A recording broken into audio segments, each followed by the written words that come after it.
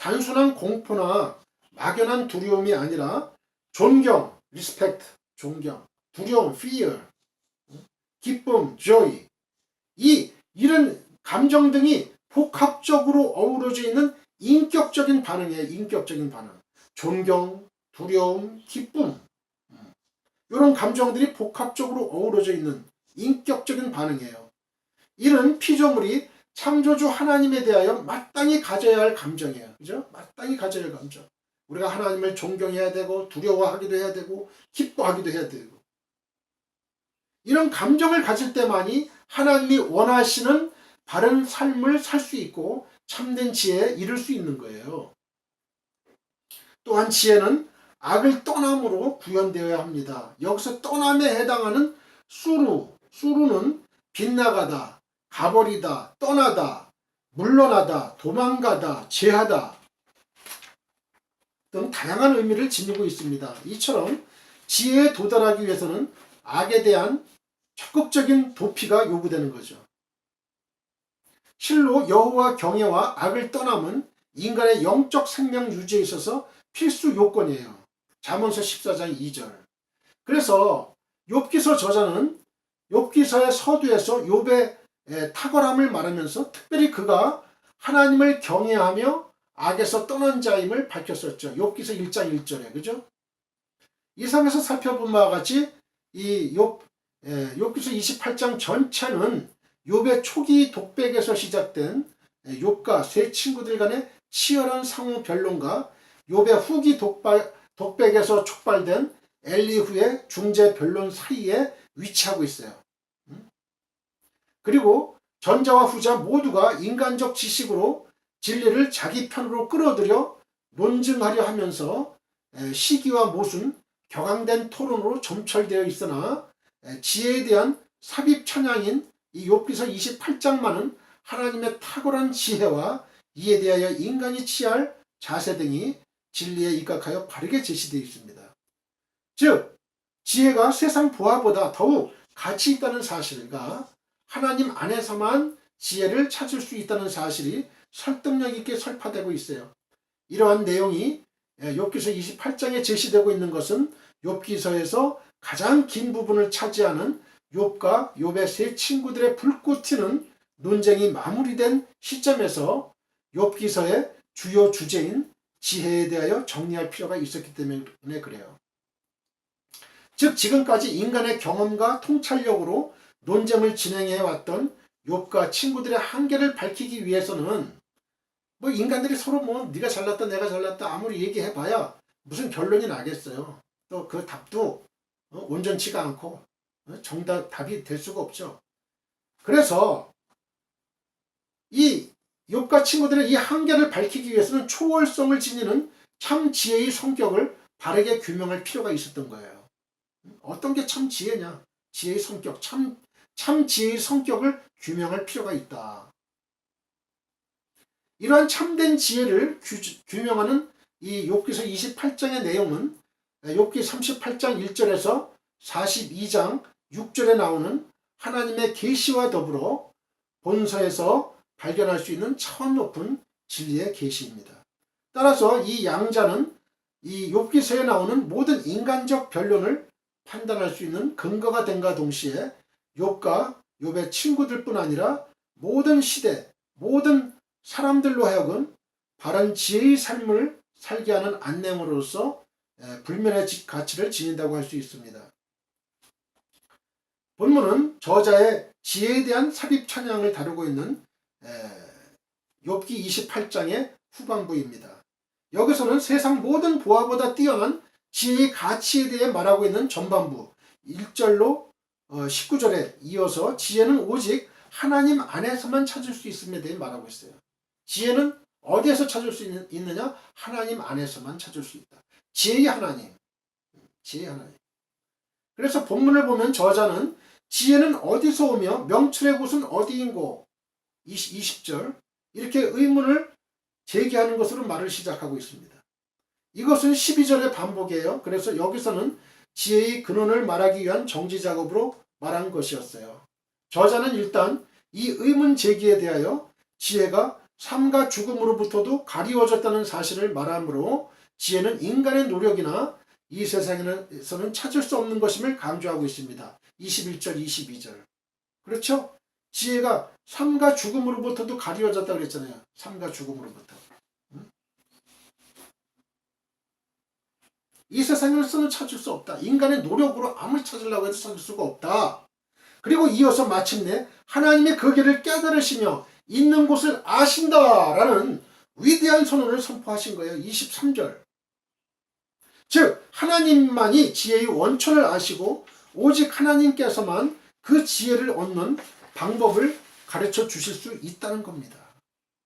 또 이 선언이 진실하다는 사실을 하나님이 행하시는 놀라운 일, 곧 땅끝까지 감찰하신다 그랬죠. 바람의 경중을 정하신다. 또 물을 데워서 그 분량을 정하신다. 비를 위하여 명령하신다. 우레의 번개를 위하여 길을 정하심. 이런 예등을 통해서 증거했어요. 24절로 27절 아까 본문 말씀드렸죠.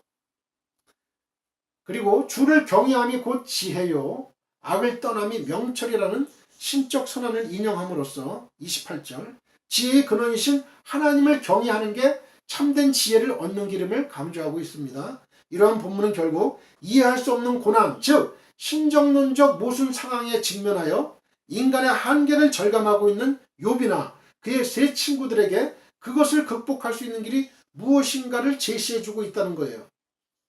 그리고 인간이 자신의 경험이나 통찰 또는 습득된 지혜만으로 모든 걸 다 알 수 있다고 여기고 나타나는 현상만으로 어떤 사실을 판단하고 결론을 내리는 게 얼마나 우물한 개구리식 우를 범하는 것인지도 잘 교훈해주고 있습니다. 그렇잖아요? 그 인간의 자그마한 그 지식이나 경험, 통찰, 또 습득된 여태까지 살아오면서 습득된 그 지혜만으로 모든 걸 다 알 수 있다. 여기는 건 교만이죠. 오만이고 우물한 개구리예요. 나타난 현상만으로 어떤 사실을 판단하고 결론을 내린다는 것. 한편 본문은 지혜는 오직 하나님 안에서만 찾을 수 있음을 말하고 있고요. 앞선 1절에서 19절의 문단은 세상에서는 지혜를 얻을 수 없음을 말한다는 점에서 구별되지만 궁극적으로 지혜는 하나님 안에서만 얻을 수 있음을 말하는 데 초점이 맞춰져 있으므로 두 문단에서 얻을 수 있는 영적 교훈은 서로 일맥상통한 거예요. 모든 역사는 하나님의 섭리 아래 한치의 오차도 없이 진행되고 있습니다. 이 우주 만물, 우주의 모든 이 별들, 은하계, 수십억, 수백억의 그 별들, 그 은하계가 또 은하 군단을 또 이루고요. 그 얼마나 별과 별 사이의 거리도 수십 광년, 수십억 광년 막 이렇게 거리거든요. 그런데 그 별들이 모인 은하수가 또 은하 군단을 이루고요.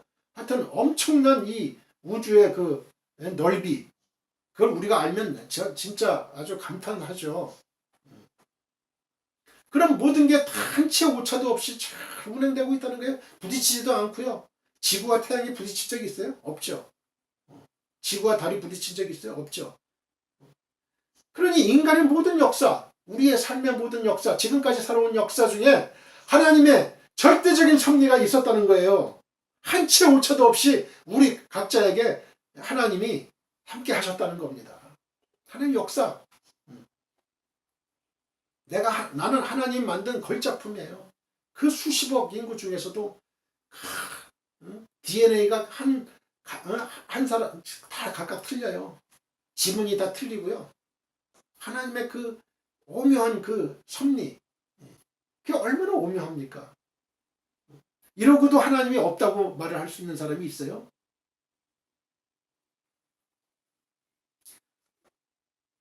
우연이라는 건 없어요. 우연히 태어났다. 그 우연히 태어났으면 뭔가 다 같아야 돼요. 이게. 근데 하나도 지문도 같지도 않고요. 다 틀려요. 홍채도 틀리고요. 다 틀려. DNA도 틀리고. 이거는 하나님의 전지전능성 아니면 이건 설명할 수가 없어요. 25절 26절에 보면 하나님께서 바람의 경중을 정하시며 물을 대어 그 분량을 정하시며 비를 위하여 명령하시고 우리의 번개를 위하여 길을 정하셨음이라고 했어요. 이것은 기상현상이 하나님으로 말미암아 일어남을 말한 것으로 세상의 모든 자연법칙이 하나님의 경륜과 섭리대로 진행됨을 말한 것입니다. 여러분, 누군가 스스로 비와 바람을 만들 수 있고 천둥과 번개를 만들 수 있다고 말할 수 있을지 몰라요. 그리고 그것이 어떻게 생겨나는지 그 원리를 알고 있다고 말할 수 있을지도 모릅니다. 그러나 하나님께서는 그 원리와 법칙을 뛰어넘어서 그 원리와 법칙을 제정하신 분이고 때때로 그것을 뛰어넘기도 하시는 분입니다. 즉 하나님은 때로 우리가 생각할 때 불필요하다고 생각할 정도로 많은 비와 바람을 이 땅에 내리기도 하시며 때로 지나칠 정도로 극심한 가뭄에 시달리기도 하십니다. 과학 문명이 극도로 발전하였다고 하는 이 시대에도 이런 자연재해에서 자유로울 수 있는 사람은 결코 없습니다. 그렇죠? 우리 미국 가장 발전됐다는 미국도 토네이도 한 방이면 다 가버려요. 그죠? 태풍을 일으키고 바람을 일으키고 토네이도 다 헛수고가 돼요. 집도 날아가고 차도 날아가고 사람도 날아가고. 토네이도를 막을 수 있는 과학적인 뭐가 없어요. 지금이요. 자연재해를 막을 수 없어요. 사람이. 4차 산업혁명, AI, 인공지능이다, 뭐 로봇이다, 뭐 해가지고 하지만은 그러나 하나님 인간이 하나님과 비기려고 하는 그 바벨탑을 쌓는 한 인간의 운명은 언제는 파괴되는 거예요. 사람은 그렇잖아요. 항상 편리함을 추구해요. 편리함. 손 하나 까딱하지 않고. 그러니까 하나님 뜻이 아닙니다. 남자는 죄를 지음으로 해서 선악과를 따먹으로 해서 이마에 땀을 흘려야 먹고 살 수 있게 했고 여자에게는 해산의 고통을 더했다. 이게 창조의 하나님의 그 법칙이에요. 이 법칙을 어기면은 사람은 결국 멸망의 길로 가는 거죠. 몸을 움직이지 않는 거예요. 그럼 어떻게 되는 거예요? 비만 과부족 영양이 더 충만해서 운동을 하기 싫고 그러니까 비만이 일어나는 거죠. 성인병이 일어나죠. 죽죠.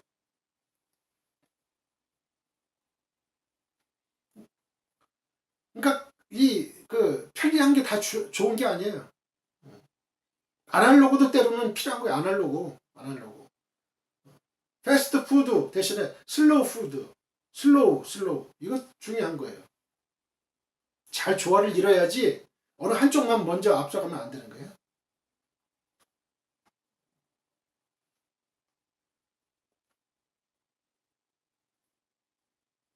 그런데 비가 내리고 바람이 불고 천둥과 번개가 치는 자연현상 속에서도 하나님께서는 한치의 오차도 없이 이 세상을 섭리하고 계시고 물의 분량을 정하시고 바람의 경중을 세밀하게 준비하시는 분임을 오늘 성경은 말씀하고 있습니다. 즉 이 세상 가운데서 일어나는 모든 일은 하나님의 섭리로 말미암아 이루어지는 거예요. 따라서 이 세상에서 일어나는 일 가운데 하나님의 섭리와 무관하게 우연히 일어나는 일은 아무것도 없으며 모든 일은 하나님의 계획과 섭리로 말미암아 일어나고 소멸되는 것입니다.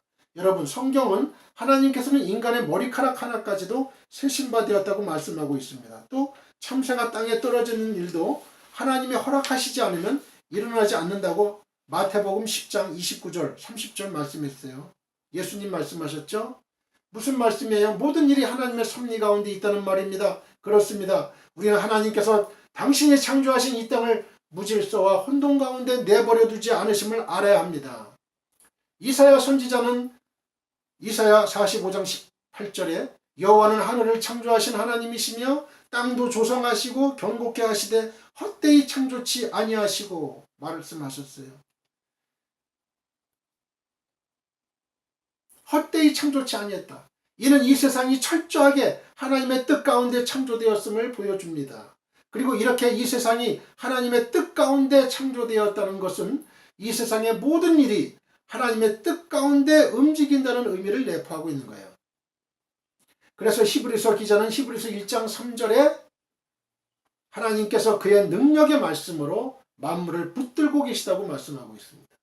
그렇습니다. 여러분 만약 이 세상이 인간의 질서와 원리와 원칙으로 돌아갔다면 곧 기계의 나사가 풀리고 이상이 생기듯 이 땅은 큰 혼돈과 흑암의 상태로 던져지고 말았을 것입니다. 성도 여러분, 우리는 하나님의 섭리와 정확무오한 지혜를 믿는 자로서 이 세상의 어떤 일도 결코 우연이나 실수로 이루어지지 않는다는 사실을 인정하고 그 안에서 진실하신 참 하나님의 뜻을 발견하기 위해 힘쓰는 성도가 되어야 하겠습니다. 큰 동풍이 불어서 홍해를 갈라지게 한 것은 결코 우연이 아니었습니다. 해풍이 불어 메추라기로 광야의 하늘을 까맣게 뒤덮은 것도 하나님의 실수나 우연이 아니었습니다. 태양이 멈추게 된 것, 태양아 멈추어라, 여호수아가 태양아 멈추어라 할 때 태양이 멈춘 것도, 또 예수님께서 십자가에서 죽으신 것도 살아나신 것도 모두 우연이 아닌 것입니다. 또한 우리가 수십억의 인구 가운데서 이 세상에 태어났고 이 땅에서 살아가게 된 것도 하나님의 분명하신 섭리와 계획이 있음을 확신해야 할 것입니다. 사랑하는 성도 여러분, 하나님께서는 그 기쁘신 뜻대로 우리를 예정하사 예수 그리스도로 말미암아 자기의 아들들이 되게 하셨습니다. 에베소 1장 5절. 그리고 그 부르시면 결코 후회하심이 없습니다. 로마서 11장 29절. 그렇게 우리를 향하신 그 뜻을 항상 기억함으로써 우연과 운에 내 삶을 맡기고 살아가는 자가 아니라 온전히 모든 것을 계획하신 하나님의 뜻을 따라 순종함과 신실함으로 나아가는 성도님들 다 되시기를 바랍니다. 역대상 29장 12절에 부와 기가 주께로 말미암고 또 주는 만유의 주제가 되사 손에 권세와 능력이 있사오니 모든 자를 크게 하심과 강하게 하심이 주의 손에 있나이다. 주의 손에 있는 거예요. 크게 하심과 강하게 하심이. 부와 기가 주께로 말미암습니다. 또 주는 만유의 주제가 되사 손에 권세와 능력이 있사오니 모든 자를 크게 하심과 강하게 하심이 주의 손에 있나이다. 사도행전 17장 26절에 인류의 모든 족속을 한 혈통으로 만드사 온 땅에 거하게 하시고 저희의 연대를 정하시며 거주의 경계를 하나셨으니. 하나님께서 주신 말씀에 어떤 진리도 세상에 존재하지 않습니다. 28절을 보면 저자는 이제 하나님의 지혜에 대한 말씀을 정리하면서 지혜를 얻는 방법을 제시하고 있습니다. 즉 하나님을 경외하는 것이 곧 지혜이며 악을 떠남이 명철이라고 결론 짓고 있는 것입니다. 저자는 이 한마디를 하고자 본 욥기 28장의 긴 말들을 쏟아놓았던 거예요. 이 한마디 때문에 긴 말들을 쏟아놓은 거예요. 지혜는 금은보다 귀하다. 뭐 여러 가지 홍보석, 남보석보다 귀하다. 쫙 이렇게 말을 한 거예요. 그러나 그의 마지막 결론은 그의 서론과 본론을 통해 끌어가고 있는 신선한 것은 매우 거리가 먼 너무도 당연하고 진부하게까지 여겨지는 말이에요. 사실 이 교훈은 그가 새롭게 제시한 것이 아니었어요. 그것은 이미 오래전부터 지혜자들을 통해 전해 내려온 교훈이었습니다. 즉 저자는 지혜를 얻는 전혀 새로운 연구 성과를 발표하고 있는 게 아니라 오히려 지혜를 얻는 방법은 결코 변함이 없다는 것과 아무리 시대가 변하고 인간의 생각과 연구가 놀랄만한 것이 된다 할지라도 지혜를 얻을 길은 하나님을 경외하는 것 외에 다른 길이 결코 있을 수 없음을 강조하고 있는 거예요. 사랑하는 여러분, 이러한 사실이 보여주고 있는 것처럼 진리는 결코 멀리 있지 않아요. 고상하고 심오하고 획기적인 새로운 방법에서 얻을 수 있는 게 아닙니다. 오히려 하나님께서 이미 말씀을 통해 우리에게 주신 것 외에는 어떤 진리도 존재하지 않는다는 사실을 우리는 알아야 돼요. 여러분, 오늘날 사람들은 대부분 어떤 문제에 대한 새로운 해법이나 비결, 노하우를 얻고자 하는 마음들을 가지고 있어요.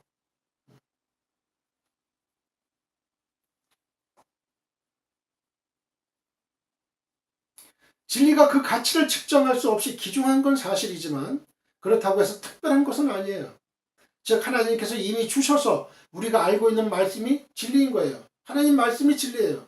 내가 곧 길이요 진리요 생명이라 예수님 말씀하셨죠. 하나님 말씀이 진리예요. 예수님이 진리고 어떤 사람들은 신기한 것을 발견하면 그것이 진리인 줄 알고 어떤 사람들은 누가 하나님의 말씀을 떠나 기괴한 것을 말하면 진리인 줄 착각합니다. 그들은 오히려 하나님의 말씀을 말하면 진부한 말을 한다고 말하기도 합니다. 하지만 사랑하는 성도 여러분, 하나님의 말씀 이외에 다른 진리는 없습니다. 예수 그리스도가 유일한 구원의 길이라고 말씀하셨으므로 그것은 아무리 진부하게 느껴져도 영원한 진리입니다. Eternal truth. 하나님을 경외하는 것이 지혜라고 말씀하셨으므로 아무리 식상하게 느껴져도 그것은 진리입니다. 진리는 새롭기 때문에 진리가 아닙니다. 진리는 오히려 영원히 변하지 않기에 진리예요. 여러분, 목사들에게는 이 진리를 사람들이 쉽게 이해하고 새롭게 느낄 수 있도록 가르칠 의무는 있어도 전혀 새로운 것을 진리라고 가르칠 권리는 없습니다.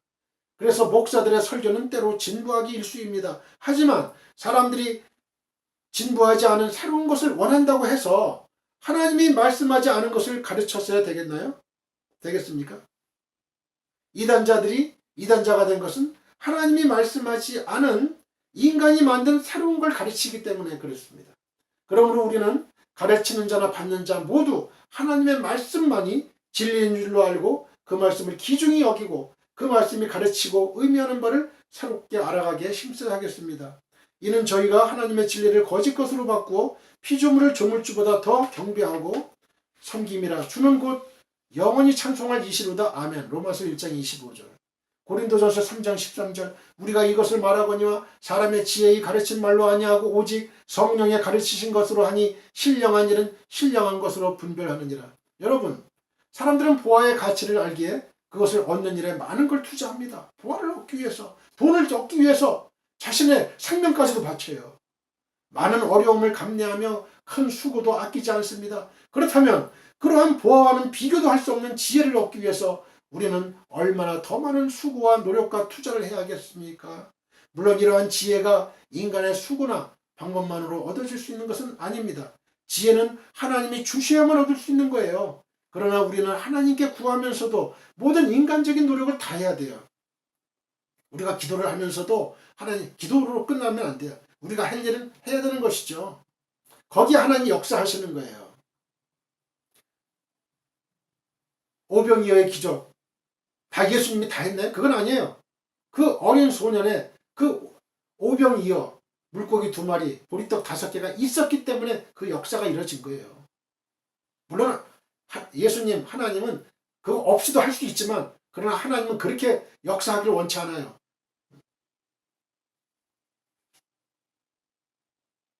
세상 사람들은 지혜의 가치를 모르기에 오직 세상 보화를 얻는 일에만 매달리고 있어요. 죽을 때까지 돈, 보화, 이걸 얻는 일에만 매달리고 있어요.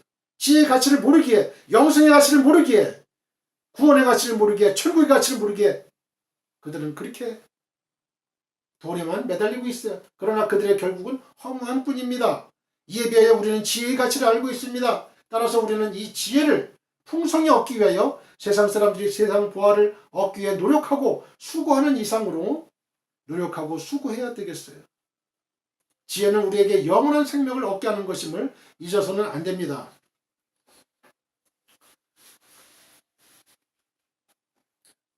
레오나르도 다빈치가 그린 모나리자의 배경에는 아름다운 풍경이 그려져 있어요. 그러나 만일 값이 엄청난 이 명화에서 모나리자를 딱 빼버리고 배경에 풍경만 남긴다면 이 그림의 가치는 어떻게 될 것 같아요? 폭락되는 거죠. 뭐 그건 그 휴지 조각이나 마찬가지예요. 우리의 인생에 있어서 지혜는 모나리자와 같습니다. 지혜가 있는 인생의 가치는 돈으로 따질 수가 없어요. 그러나 지혜가 없는 인생의 가치는 폭락하고 맙니다. 오늘 말씀에서 욥은 지혜의 가치를 세상의 어떤 보석과도 비교할 수 없고 살 수도 없는 귀한 것이라고 평가하고 있습니다. 욥 이외에도 성경에서는 여러 가지 면에서 지혜의 가치에 대해서 우리에게 말해주고 있습니다. 우리의 인생에서 지혜가 없으면 다른 것이 아무리 흘러넘쳐도 아무 소용이 없음을 여러 말씀들을 통해서 살펴보면서 하나님이 주신 지혜의 놀라운 가치를 깨달았으면 합니다. 첫째, 재물이 많아도 쓸 줄 아는 지혜가 없으면 거지와 같습니다. 한 부자가 농사를 지어 풍성한 곡식을 거두었습니다. 쌓을 곳이 없게 되자 새로운 창고를 짓습니다. 그리고 곡식을 가득 쌓아놓고 이제는 즐기며 사는 것만 남았다고 행복해합니다. 그때 하나님께서 그의 목숨을 거두어 갑니다. 누가복음 12장 19절로 20절. 이 스토리가 주는 교훈이 무엇일까요? 재물이 많아도 지혜가 없으면 재물이 아무 소용이 없다는 것입니다. 부자는 재물을 모을 줄은 알았지만 어떻게 쓸 줄은 몰랐어요. 돈을 쓸 줄 아는 지혜가 없으면 그는 거지와 같습니다. 그 돈은 내 것이 아니라 맡겨진 것이기 때문에 그렇습니다. 오늘 죽으면 그 돈은 남의 것이 되는 거예요. 그리고 나는 거지가 됩니다. 훗주라는 세계가 인정하는 재벌이 있었습니다. 그는 자기 재산을 노리는 사람들을 피해서 이 호텔에서 저 호텔로 숨어 사는 은둔 생활을 10년간 하면서 고독하게 살다가 죽었는데 사인을 조사해 보니까 영양실조였어요. 그렇다면 어떻게 해야 영원한 부자가 될 수 있을까요? 재물을 이 땅에 쌓아두지 말고 하늘에 쌓아두는 것이에요. 하나님 나라의 확장과 교회를 위해 투자하십시오. 어려운 이웃을 위해서 돈을 하나님께 드리십시오. 이렇게 하여 천국에 가면 쌓아둔 재물과 또 하나님께서 갚아주시는 재물이 있기에 나는 영원한 부자가 되는 것입니다. 이것이 지혜입니다. 위즈덤, 지혜입니다.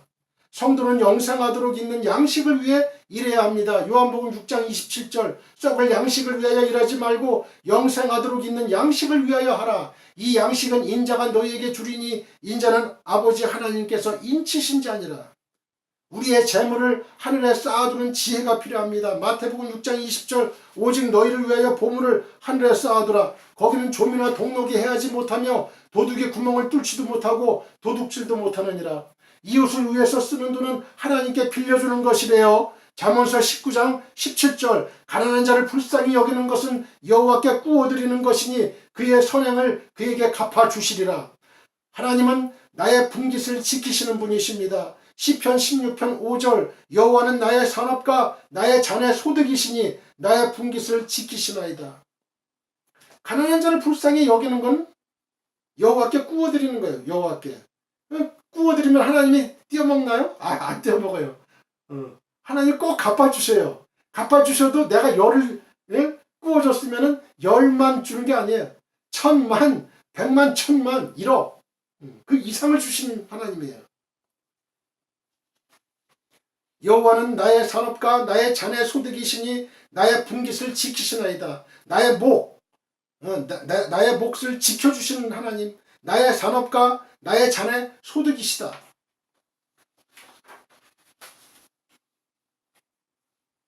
둘째로 업적을 쌓아도 지혜가 없으면 그것은 배설물과 같습니다. 바울은 이스라엘의 순수한 혈통이었고 철저한 율법주의자였습니다. 도덕적으로는 흠이 없는 사람이었고 세계적인 석학이었습니다. 바울은 이런 훌륭한 배경으로 이스라엘 사회에서 알아주는 업적을 쌓은 사람입니다. 그럼에도 불구하고 그가 그 모든 것을 배설물로 여길 수밖에 없었던 이유는 무엇일까요? 그것은 잘못된 업적이었기 때문입니다. 잘못된 업적이란 나를 위해 쌓는 업적이요 예수 그리스도와는 상관없는 업적입니다. 오므리 왕은 열왕기상 16장 23절로 28절을 보면 오므리 왕은 이스라엘 역사상 위대한 업적을 남긴 왕으로 평가받지만 성경은 그에 대해서 몇 줄밖에는 기록을 하고 있지 않습니다.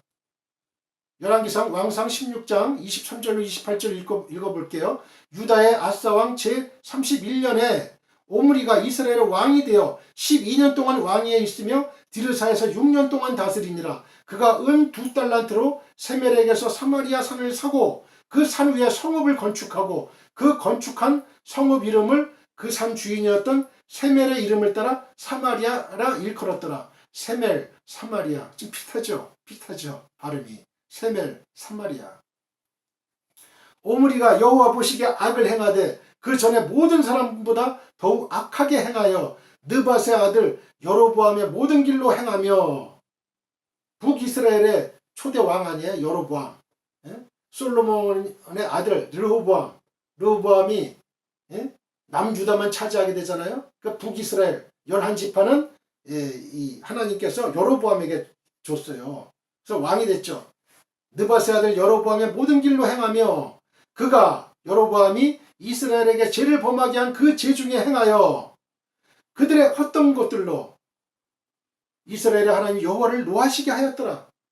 이게 어디에 나와 있을까요? 열왕기상 12장 28절 조금 이따 보겠습니다. 이 느밧의 아들 여로보암의 모든 길로 행했다. 제 길로 행했다는 거예요. 여로보암이. 여로보암이 이스라엘에게 죄를 범하게 한 그 죄 중에 행했다. 그게 어떤 죄냐? 그걸 좀 이따 이제 살펴보겠어요. 그들의 헛된 것들로 이스라엘의 하나님 여호와를 노하시게 했다. 오므리가 행한 그 남은 사적과 그가 부린 권세는 이스라엘 왕 역대지략에 기록되지 아니하였느냐? 오므리가 그의 조상들과 함께 잠에 죽었다는 걸 잔다는 걸로 단어를 표시한 거예요. 사마리아에 장사되고 그의 아들 아합이 대신하여 왕이 되니라. 이 오므리 아버지의 그 아들이에요. 오므리가 얼마나 그 악한 왕이었어요. 이스라엘 백성들을 죄를 짓게 만든 거죠. 그 아들 아합의 또 아내가 또 누구야? 악녀죠. 이세벨. 거기에서 이제 엘리야가 또 등장하잖아요. 그래서 갈멜산에서 850명을 죽이잖아요. 기온강에서 죽여요. 여로보암이 금송아지를 만들었어요. 열왕기상 12장 25절부터 보겠습니다. 여로보암이 에브라임 산지에 세겜을 건축하고 거기서 살며 또 거기서 나가서 분회를 건축하고 그의 마음에 스스로 이르기를 나라가 이제 다윗의 집으로 돌아가리로다. 이 북이스라엘이 이제 다윗의 집으로 돌아간다. 이제 나는 망한다 이런 얘기예요. 만약 이 백성이 예루살렘에 있는 여호와의 성전에 제사를 드리고자 하여 올라가면 이 백성들은 예루살렘 성전에 제사를 드리러 올라가잖아요. 그게 전통이 없고 그 역사였잖아요. 올라가면 이 백성의 마음이 유다 왕된 그들의 주 르호보암에게로 돌아가서 나를 죽이고 나 여로보암을 죽이고 유다의 왕 르호보암에게로 돌아가리로다. 스스로 이제 이렇게 생각하는 거예요. 하고 이에 계획하고 두 금송아지를 만들었어요. 두 개의 금송아지를 만들어 가지고 무리에게 말하기를 너희가 다시는 예루살렘에 올라갈 것이 없다.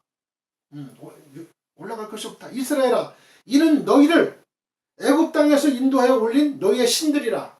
그래서 아론을 부추겨 가지고 이 이스라엘 백성들이 이 모세가 시내산에서 안 내려오니까 우리를 위해 신을 만들라 해가지고 막 독초를 하니까 이제 그 아론이 그러면 너희의 금반지 금 같은 걸 다 가져와라. 금기고리 다 가져와라. 그래서 녹여가지고 금송아지 만들었잖아요. 송아지를 만든 게 송아지.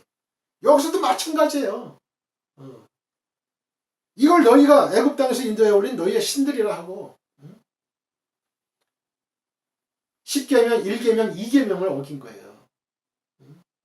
아주 하나님이 진노하시는 가장 중요한 계명을 어긴 거죠. 하나는 베들에 두고 하나는 단에 둔지라. 이 일이 죄가 되었으니 그렇죠. 죄가 됐죠.